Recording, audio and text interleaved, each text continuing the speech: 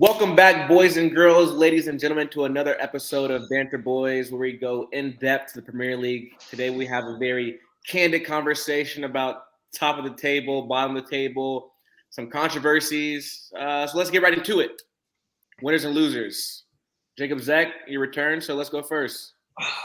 Well, before we start, I feel like I just got to come on and say that I'm really happy to be back. I was traveling. I moved back to Colorado. A lot of things moving around, a lot of moving pieces. So happy to be back. Getting right into it. Winner of the week. It's got to be my boy Benny Everton side. I don't know. Everton, if you think about it, if they didn't get the point deduction we talked about at 1 point behind United. I think to go through the trials and tribulations that Everton has been through this season from the get-go. I mean, they look terrible from the start. I think I was on here multiple weeks talking about how bad they look, but they're really catching form. And with that point deduction, really happy to see them, getting points. Mm-hmm. Loser of the week. It's got to be Man City.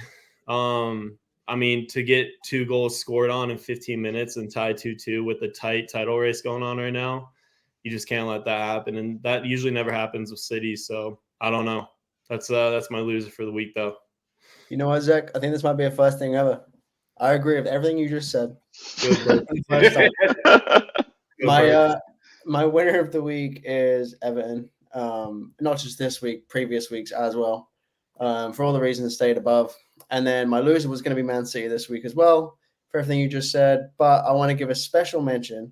I know they did get a better result this week, but we've missed out on some podcasts the last few weeks. We have, so let's talk about it. We need to go back to Tottenham. Okay. Their downfall was continuing to accelerate up until this week. And I know there's a bunch of people out there that wanted me and Jono to apologize, but we have absolutely nothing to apologize for. Okay? Let's just make that clear. But you guys came on here, you're bashing Tottenham, and then they went out and tied City the next match week. So that's they did. And they were catching form up until this week. They beat Newcastle. Yeah. They beat Newcastle 4-1.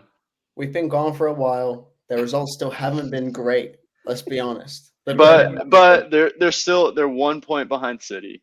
Yeah, they're still heavily overachieving. Again, they're behind 1 point behind a team that has won one game in the last 5 or 6. Okay. I can't have it. I respect that. I'm going to agree with Jacob Zek for everything he's mentioned. He's coming back and just making great takes. But special shout out to the man in the Everton squad, Dwight McMessi. The man has 2 goals and 1 assist in 3 games, and he's just absolutely phenomenal. He is a system player. Sean Dyche had the best out of it at Burnley, and now he's doing it for the Blues. And I'm excited. I know I wake up every Sunday or Saturday to watch my team with a happy face. And I haven't been able to say that for a long time. I'll be honest. There's been a lot of, do I even want to watch this game? And I'm just having my phone off. But now I'm excited. I can't say the same for everyone else in this club or in this podcast. So, that's my winner of the week. And then loser, City. They're dropping points left and right. Doesn't seem like a very cohesive team right now. Everyone's talking about just wait till Kevin gets back. I mean, Kevin's been out for 3 months. What is he really going to be able to come back to, So I really don't think they are – I can't say they're not contenders right now, but we'll see how it goes. Not contenders. I got to add one thing, though. Again, I've been living with Benny for the past, 4 or 5 years, and I can 100% agree that Benny has woken up on days that he's not wanted to watch Everton. And it was all worth it. Yeah, we've had serious conversations, but again, you got to enjoy the ride, right? It's not a short term; it's a long term ride, and maybe things are starting to play out for Everton. So it's an exciting time. It is. Yeah. Speaking of long term rides, over to Logan. Yeah, I mean, I don't want to be a broken record, so Everton for sure is a winner. I mean, without the point deduction, they'd be arguably in a battle for Europe right now, Conference League at least. They'd be ahead of Brighton, and we all think that Brighton could maybe get Europe, so that's a little crazy. But I'm going to go to some stats for my winner, and I'm going to touch on 2 guys that have just gotten a ton of hate. My first winner, I'll give Kai Havertz some love. He's scoring goals now, maybe starting to figure out how he fits into that team. and Arsenal keeps winning, so I'll give him a little love. And then just a quick question: do you guys know who is leading the race right now for the Golden Glove? Who in the Prem has the most shutouts right now? Pickford. Who's he tied with? Is it Raya? No. No shot. Think about me. No way. Onana? Andre Onana and Jordan Pickford are tied with 6 shutouts on the year. What? So, on that list. All this, David De Gea won Golden Glove last year. Well, Onana's on pace, so we'll see what happens. But He had a good game against Liverpool. Yeah, he's made his mistakes, but goalies make mistakes. He's still a good player. Somewhere in there's a player. No. He's got 6 shutouts. That's all I gotta say. Mistakes, though. Critical Bournemouth- mistake, though, we're talking about here. Yeah. But he's got 6 shutouts. And That's true. De Gea made mistakes all the time, but all people ever talk about is he won Golden Glove.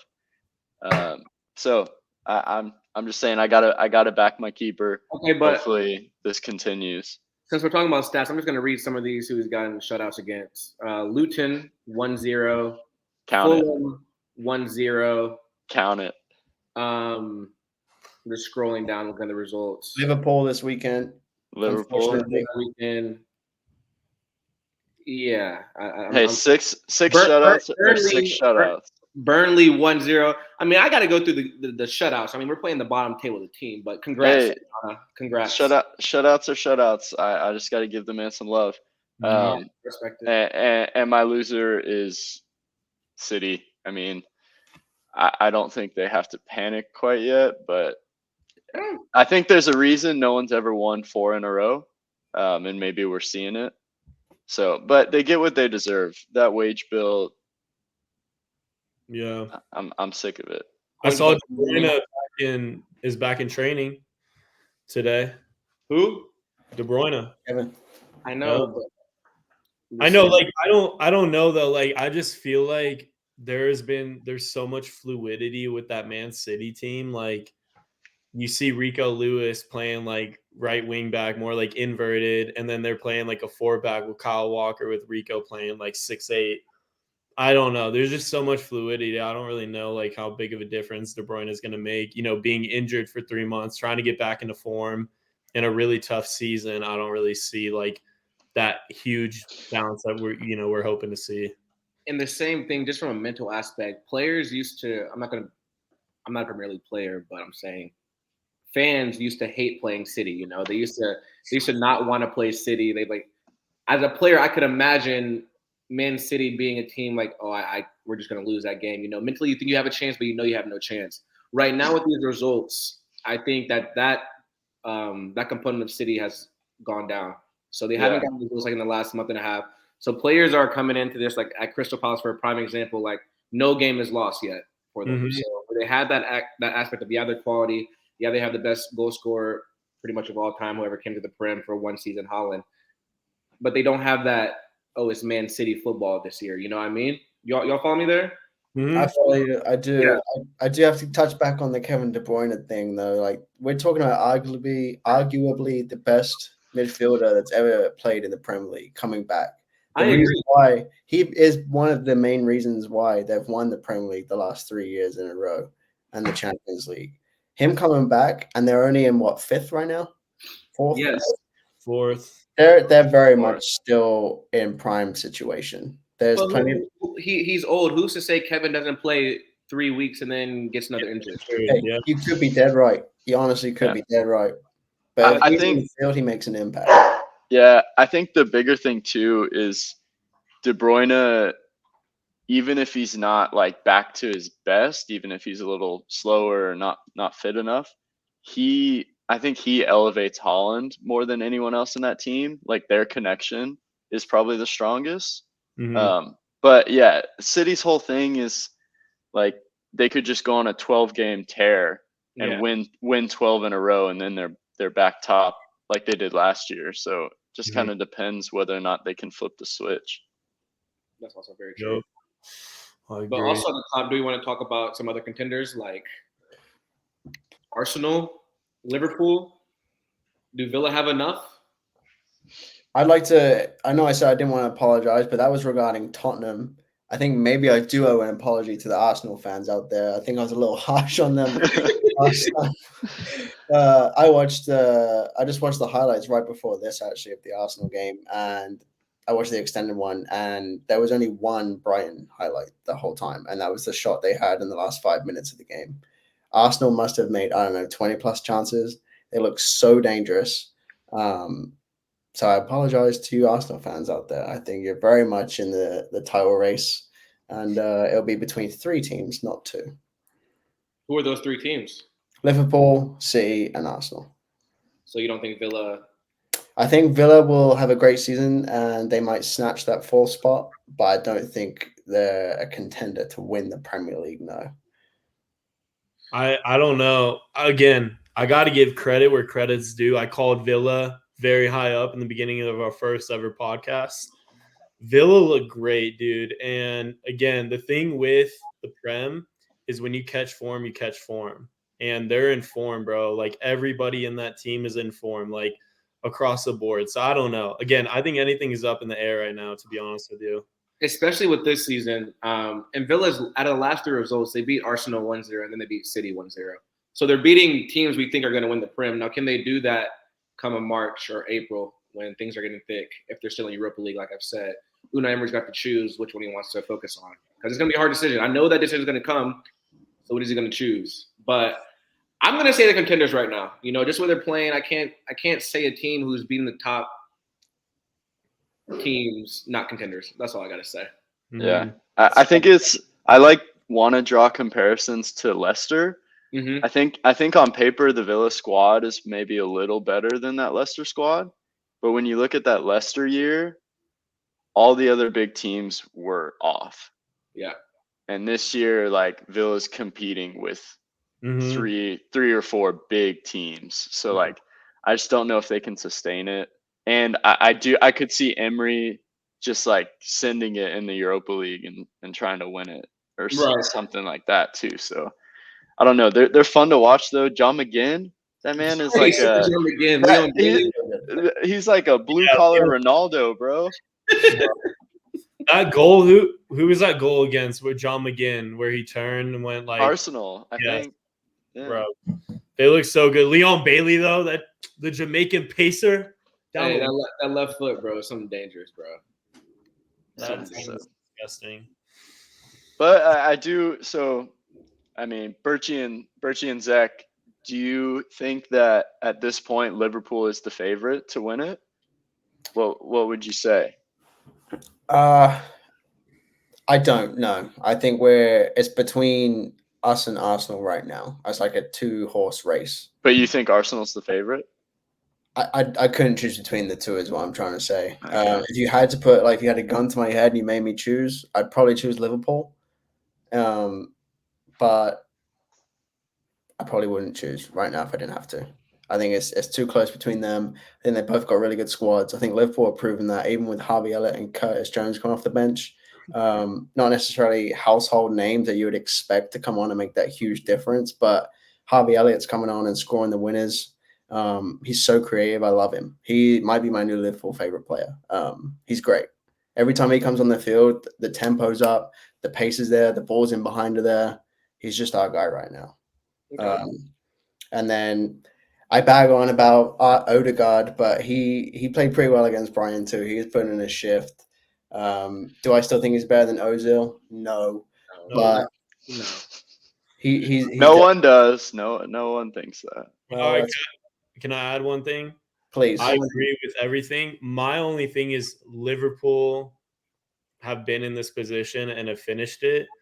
Arsenal over the years have been in the same position and haven't finished it. Like, we said the same exact thing last year about Arsenal. Like, oh my gosh, this Arsenal team could be a team that could win, and then they fold. You know what I mean? Like, I think you got to keep in mind and factor in that that's a mental state that Arsenal might be in. Not now, but maybe down the road when it is coming down to crushing time.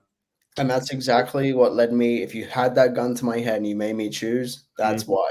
I said it a few weeks back when I was bagging on Arsenal. That's exactly why. They bowled it once. They're most likely going to bowl it again. Yeah. Who You gotta knows? add. I gotta add though. My favorite Liverpool player of the season, Soboslai. Like that Really? man. I love watching that man play. When he was playing at Leipzig, I knew he was gonna be nice, but to come in and like integrate into like an 8/6, like whatever, same type thing, fluidity amongst the midfield, like. Dude, that man is so fun to watch. And like some of the goals and, just playmaking he has, like that's why I think Liverpool is going to win from He has him. that ability. He definitely started off really strong. I Yeah. think the last few weeks has kind of tapered off a little bit, but Yeah, he got hooked pretty early against United, like What do you think 60th about minute. Endo? What do you think about Endo? Endo, Yeah. solid. He's Yeah. been playing great. He did have a bit of a nightmare a couple weeks ago. I can't remember who it was against, and they subbed him off like at halftime, I think. But Mhm. other than that one little blip, he's been solid, man. He's been pulling strings, Mhm. just holding down the fort for us. It's kind of made the loss of Alexis McAllister a little less on the team. Honestly, you wouldn't have noticed. I agree. He's solid. As you're talking so much about Liverpool, I'm one who doesn't give Arsenal enough credit, but I still don't think they're going to win just because they're mentally weak sometimes. But with that being said, Odegaard has been playing well, and then Declan Rice. We haven't really mentioned him on this podcast much, but he went for $100 million, the same amounts of wages. That English tax is a bit different, but he's proven to be worth it. Like this past game against Brighton, I don't think he put 1 foot wrong. Like he was winning balls, intercepting balls, driving the ball, driving into space. Everything you want to see him to do, he's connected that team back to front, I think. And then just Saka and then Martinelli. Jesus got a goal, which is quality. I don't know if he's a top 9 in the Prem. I really don't know if he has that in his locker. I don't. But back to front, they're quality. I saw a crazy stat. Out of 55 games that Jesus has scored, they've won every game. Wow. Like across City all the way to Arsenal, that every time he scores, they don't lose. Does that just mean he scores in easy games? Hey, that's a I don't great. know what 55 games is off, but yeah. Okay, other question though. Again, I'm sorry, John's not on the podcast. My first time coming on the podcast in probably a couple weeks, maybe a month. Who knows? If Declan Rice is what would he go for? Like 140 million? I don't know if it's 140. I think like 120. Okay, we'll call it 120. And he's playing at the level he's playing at. What would Caicedo be worth right now compared to Declan? Because he went for more. No more than 55. I'd agree with that. Maybe No, 40. Yeah, I mean, I think it's so hard to judge anyone in that Chelsea side. Like, I can judge them, bro. They're terrible. That's what we're here to do. That's what we're here to do. We're here to. yeah, that's fair. It's just so hard because I watched that man play at Brighton and I was like, this guy is amazing. And now he's just like a different person completely. So, yeah, I'd say like 60, 55. I don't know. It's Chelsea, and I don't want to talk about Chelsea, but they got to win this. I mean, John's not here. We could go in on them right now. We could, actually. I think we do that enough, but they're just so bad. Did you see that Mudryk play where he was on the sideline? He like dribbled 2 people, and this guy was like commenting. He was like, "Oh my gosh!" And he shot it, and it like almost went out for a throw in. Like, I don't know, dude. Mudryk again. He went for what 110 million. Like that man is so bad. He's terrible.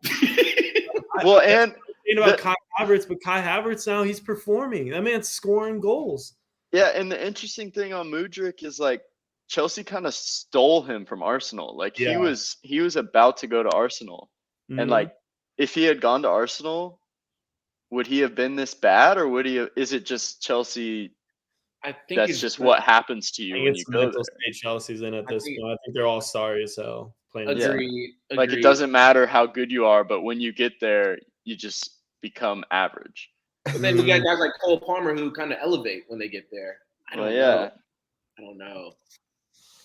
I don't know. I love Jurgen Klopp talking that ish, bro, about Lavia, and he's like all these people wanted to come and then they wanted to go to the other team, and now that team is in what place is Chelsea in? Like 12th? 10th. I think 10th. Yeah, 10th. Yeah, I did like Klopp came out and said, like, talking about transfers, he basically said, like, if you don't want to be here, we don't want you. So like we're happy with the players we have. Like, good Logan, way to think about Logan, it. are you happy with the players you have on United? No, not really. I mean, half of them are hurt, so I still haven't seen like our best 11 in probably a year and a half. Genuinely, I haven't seen like our 11 best players on the pitch together, maybe since Ten Hag got the job. That's a problem. But yeah, Who is your best 11? Yeah. What is that? All right, our best 11 would be Onana, Luke Shaw left back, Lissandro Martinez, Varane, Dallo and Wan-Bissaka are kind of interchangeable. I guess Dallo, Casemiro next to, I'd honestly say Kabi Menu right now. Bruno the 10, Rashford on the left if he can ever find his form again. Rasmus striker, and then on the right, I would honestly rather see Mason Mount like teach him how to play on the right. God, but Mason Mount was on that team. What's wrong with him? Is yeah, he hurt? he's gotten hurt. I think he's had 3 injuries since he's come to United. Wow, I forgot about But that. if they could teach him to play on the right, because I honestly like Anthony's been better the last couple games, but it's kind of like John's Chelsea thing. Like he works hard, but like that's not good enough for me. I don't want that. Like you're a winger. I need goals and assists. A Brazilian winger, Yeah. that the Brazilian national team. Like you would think that he is contributing more than like I watch him play and I'm like he's terrible. He doesn't do Yeah. anything. All he does is he ball rolls like 4 times, cuts. He does the same thing Jack Grealish was doing. And he gives the ball to somebody else, or he tries doing like backdoor crosses and he like overhits it 20 yards. It goes out for a goal kick. Like, you know what I mean? What's the standard at United? You know what I mean? They're terrible. Sorry, Loki. No, it's okay. We got a lot of work to do, but hopefully Is in Ten Hag January. No, I don't think Ten Hag would be out. Another stat: Ten Hag's had a better start in this many games in the Prem. He has more points than Klopp and Pep did in their first year and a half. He has more points. And when you think back, like the Liverpool side Klopp inherited wasn't super great. He had like Coutinho, and that was kind of it. And then Pep's squad that he inherited wasn't great either. So like these projects take time, and they need to give him time. And hopefully there's new ownership in January, and they start to like figure some stuff out. But how much time do you give the man? Yeah, how much time do you give him? I mean, if new ownership comes in and some things actually get fixed, and like he doesn't have to do his own recruiting, if in January, if there are more transfer windows where we're just signing players that Ten Hag knows instead of like recruiting, like there's a recruitment team going and finding players, because it's very obvious there's no recruiting. Ten Hag, they're just like, who do you want to sign? And he's like, I'm not recruiting. Like I know this guy. I coached him. He's decent. Let's bring him in, because that's what's happening now, and it's not working. So I think you give him till the end of the season, unless we drop to like Chelsea levels. You got to give him till the end of the season, because it seems like the players are still with him. Like that Liverpool game wasn't pretty, but like those players were grinding for a result, and like a team that's given up on their manager, I don't think puts in a performance like that. Agreed. I don't want to make it sound as bad as I think you and Chelsea are on similar levels managerial wise. But you guys are getting more results, but I think the outlook is just as bad. I don't know who has more of a positive outlook, just from a neutral perspective. That's all I'm saying. Because I feel like United.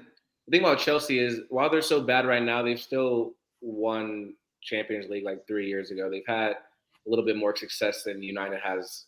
I mean, United came second or third in the Prem. I feel like you guys are in similar positions. That's all. Yeah, Chelsea's squad is just so young that maybe like you can be super positive about the future. Whereas United has some like aging players that we're gonna have to replace. You got to get them out. I think y'all have a lot of players that y'all just got to get out of. Yeah. Sell them. What about Sancho? That's like done deal. He's out in January. Yeah, I think he's probably either going to Juve or Dortmund in January on like a loan, and then in the summer he'll go. Unless he somehow decides to apologize and be a good boy, but And they I don't holding see that grudges, happening. bro. They holding grudges. He's bringing Okay. in £300,000 a week as well, by the way. Yeah, to just sit at home and play EAFC. Yeah, That's that's the amounts of money. Bro, that's insane. yeah. Oh, wow, that's a lot of money. But looking ahead to this weekend, we got a big matchup, yeah? We do indeed. Who do we have? Who do we have? We have the title contenders. We have the race for the title. Possibly before Christmas, the team on top is usually the team that finishes there, and maybe this Big game momentum. Exactly. Big momentum game too. Yeah. Exactly. That's where I'm going with this. So that being said, it's Liverpool Arsenal. For those of you that don't know, biggest game of the season so far for sure, in my eyes at least.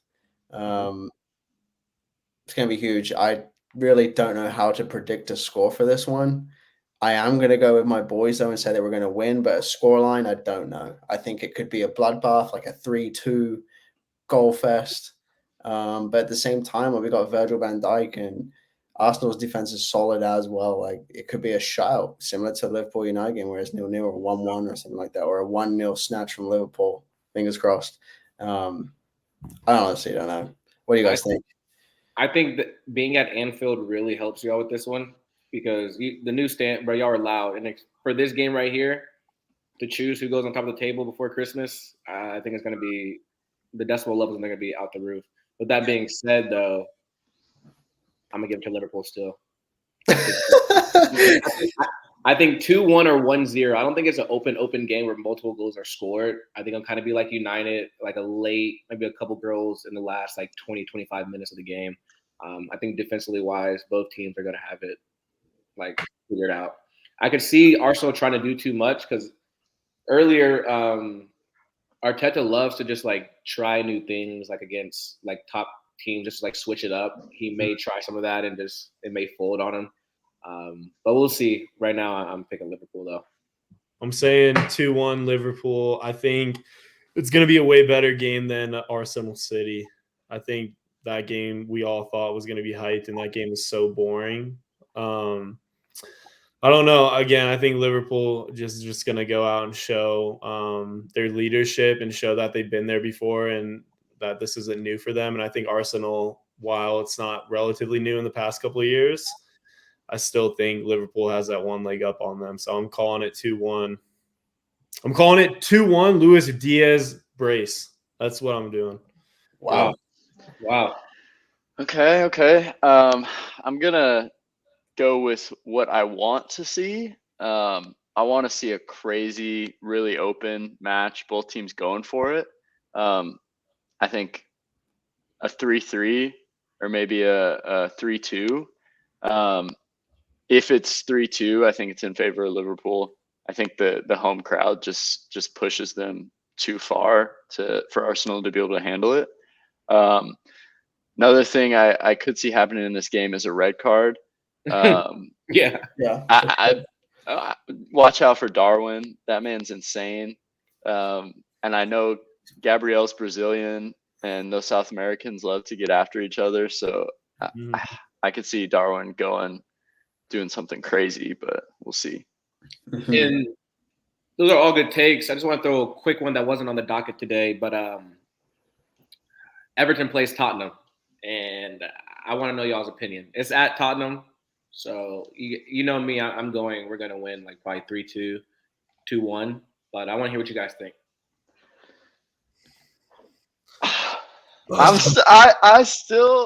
I like hate it, but I am still a little bit of a believer in Tottenham. But you guys are so informed. I'm gonna say 1-1, and it's a victory for Everton. I think they put you under a lot of pressure, and you guys survive and get a point and get out of there. Okay. I want that to happen, Logan, really badly. I need to ask, by the way, why is that we all hate Tottenham? Because, Logan, you just said it too. It's because of probably just one person that talks about it too much that we all have to listen to. and to just hear all this chat when they haven't won a thing in a decade. Yeah. That's all. And it's tough because like if I look at them neutrally, I kind of want to like them. Like they have a really cool manager, a modern manager that's funny and is like relatable and is English speaking. They have some fun players to watch. Like I don't like. I love Son. Like I don't want to hate them, but it just kind of happens. That's fair. I just needed to know because it's the same thing for me too. I don't know what it is, but it just frustrates me. Anyway, as much as I've said that, I do think Tottenham, unfortunately, are going to come away with a win, just purely because they are at home and they are due at this rate. They need to keep winning now. Mm-hmm. So I think they're going to snatch a 1-0, but I think Everton will have their chances. I just think it will be down to not taking them, unfortunately, and Tottenham will unfortunately snag one in Son as well. I got to go on the other side of the spectrum. I'm calling it 1-0 Everton. Like Everton, 1 is in form, but 2, they don't really have anything to lose right now. Like a 10-point, what is it, 10-point or 15-point deduction? 10, chill. Yeah, like, you know what I mean? There's only so much they could do, but they're catching form. Spirits are high. I think Tottenham, again, like they've been performing, but again, Tottenham, similar to Arsenal, they don't always have that forte to be able to finish, what they started. I'm going Everton 1-0, Decore, some BS goal. Decore is going to Decore's been crazy. Decore, I hope Decore doesn't leave, but I feel like we signed him. We signed him 2020, 2025, 2026. Nah, he's not leaving. He's the perfect Everton player. He is. But as well as the last tidbit, but just as informers, we are getting wins. We also haven't conceded in 4 games. So our defense is solid. Pickford's solid. I mean, James Tarkowski and Branthwaite. Even though Branthwaite didn't play, he's injured right now. Michael Keane. Let me give a shout out to Michael Keane real quick. Because last season, that man came in some games and he would always score own goals. I can count on 2 or 3 games vividly. This man sticking his leg out, getting deflected, and just puts his head down. But now he came in, hasn't played all season, and scores a goal. And same with Ben Godfrey, man. Like, I just like what Sean Dyche is doing with this squad. He made some tough moves getting Damari Gray out of the team, who I thought was a quality player. I didn't agree with it, but now I'm seeing the boys really want to play for him, and that's the manager I want to support. So I think Everton's going to win, like you guys said, or I said earlier, but that's it. That is it for me. All right. Last minute comments. I did. Just an idea popped into my head while you were talking. I think you and Jono should come up with some sort of bet where if Everton catches Chelsea and finishes ahead of them, Jono has a huge forfeit. Yeah. And then if Everton doesn't, you could have a small forfeit because is this with our 10 points or without? With. I'm saying like now. Like I think you're 8 points back of them, but the way you're playing, you can catch them. Yeah, we could be within 5 this week. So just an idea. Mull it over. If we catch Chelsea with 10 points. Oh yeah, Jono's gonna get ripped to pieces, bro, on this podcast. And I hope he's enjoying the Bahamas because he's gonna need it. Yeah, he is. The real reason he's not. Yeah. The real reason he's not here, you gotta catch a break because Chelsea's sorry as hell. Bro, they're so bad, dude. Like they're terrible. They're really bad. Like, bro, we're talking about Chelsea. We're talking about like one of the craziest teams in England, Champions League winner, Frank Lampard, Didier Drogba, Maluda, like, oh my, all these big time players. And then how do you think they feel watching Chelsea play now? Like, you know what I mean? Like they're so bad. That's all I can say. They're really bad. Well, Lampard tried to help. It didn't happen. Twice. I heard he's gonna come back for a 3rd time. They need Mourinho back. Yeah. They need to get Hazard out of retirement. That's what they need. They need something to come back. But did you hear they're going into the they're gonna try and sign a couple players though? Like that's gonna help. They need some more players. Yeah, I know. They need to be careful is what they need to do. Yeah. Keep spinning. I want that point deduction to come to them too. Just wait. But with that being said, it's been a good podcast. big week ahead, big weekend ahead. So stay tuned. But also, before we go, there is a big announcement I want you guys to stay tuned with. We will be giving a giveaway on our Instagram. The details will be detailed in the Instagram post, so be sure to look at that. But the winner of the giveaway gets a jersey of their choosing. So stay tuned. The rules are coming out soon. And until next time. Except for Tottenham. No Tottenham jerseys. No Tottenham jerseys allowed. We're not doing that. We'll give you a bag of shite. So we'll get you a New York jersey instead. All right, then. Until next time.